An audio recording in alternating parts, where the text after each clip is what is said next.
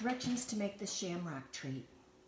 You will need a strip of paper on which to make your template, your pattern, and this is cut to be 9.5 inches long by 1 inch wide. And what you will do is line it up against your ruler. On the one long side, just put a pencil mark at 1.5 inches and at 8 inches and draw them slightly longer than halfway up.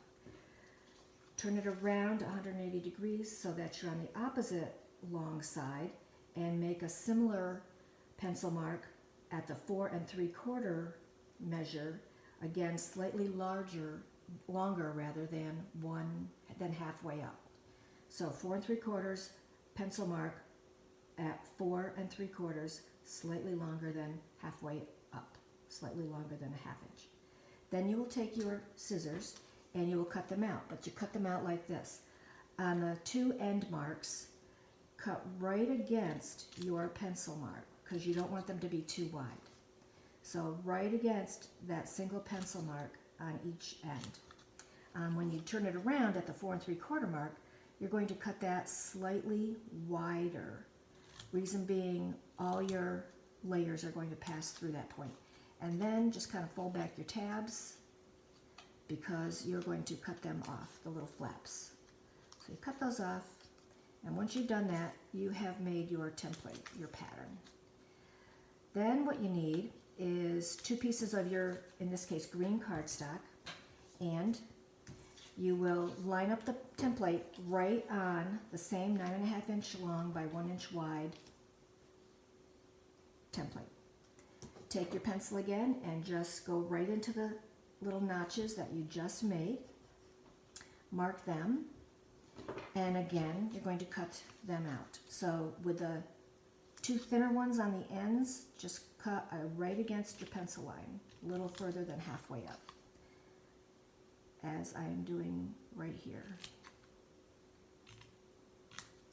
And then you rotate 180 and you cut at the 4 3/4 mark again. And remember, this is the one that's going to be slightly wider. And cut those little flaps off, and you now have one of your pieces for your shamrock done. You're going to repeat the exact same thing on a second piece of green cardstock, again measuring 9.5 inches long by 1 inch wide. And here's my second one. Once you have them both cut in that way, you will line them up together so the notches lay on top of each other. And you can do this however it's comfortable for you, but what I do is I hold it in front of me with the middle notch face up, and then I take the layer closest to me and I kind of curve it around and slide that end of it in so it's end notch into center notch. Repeat that on the other end of that same strip, the narrow notch into the wider notch. And by doing that, you have 2 of the loops of your 4-leaf clover, like so.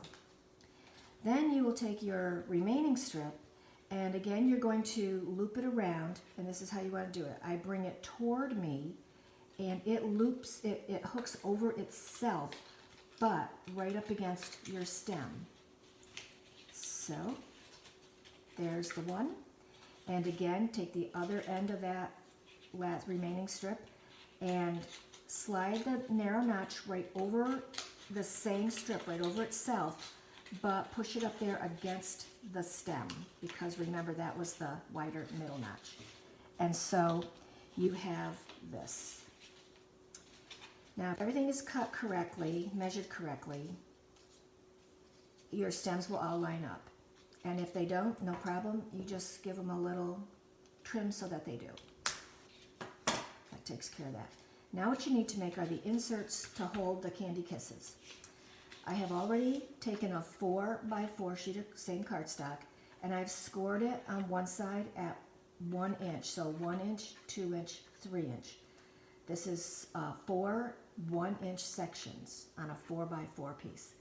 Then you're going to want your trimmer, and you're going to rotate it so that your score lines are perpendicular to your cutting line, and you're going to cut 4 1-inch strips. So there's the one 4-inch strip, so you can still see the score marks, I hope. And then you repeat that for another 1-inch and another 1-inch, giving you 4 1-inch strips with the score lines perpendicular to your cut lines. Now what you do is just fold them over and make yourself a little triangle. And I take the non-folded end of the triangle, like the vertex angle, and I poke that into the stem end of my leaf of my clover. And there's one part done. Then you do that for the others, and you just poke it in there. And even though it feels like it's too tight and it's not going to fit, it really does, because you can just stick your finger in there and press it back out. Here comes the third one. Okay. And there goes your last one, your fourth one. All right. So, next thing you would do is insert your Candy Kisses, which I can't do because they're all gone now. And pointy end of the Hershey Kiss goes again in toward the center 4 times around. You may want to take some glue if you like to keep your stems all nice and tight, and just put glue on each flap and just a little bit of glue and press them together, and that'll keep your stems all together flat like so. So this is what you have so far. And if you want, you can take a little greeting, a little sentiment. So I have this Happy St. Patrick's Day, and I have about 12 inches of baker's twine, and I'm just going to loop it in between the leaves of my clover around through the middle.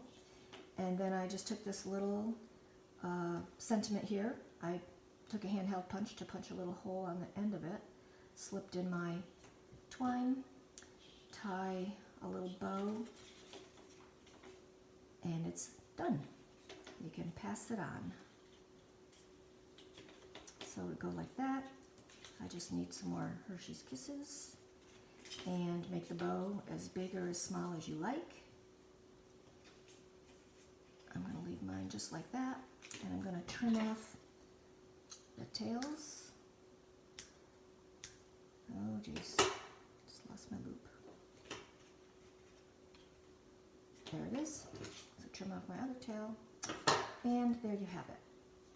There is your 4-leaf clover, something for St. Patrick's Day.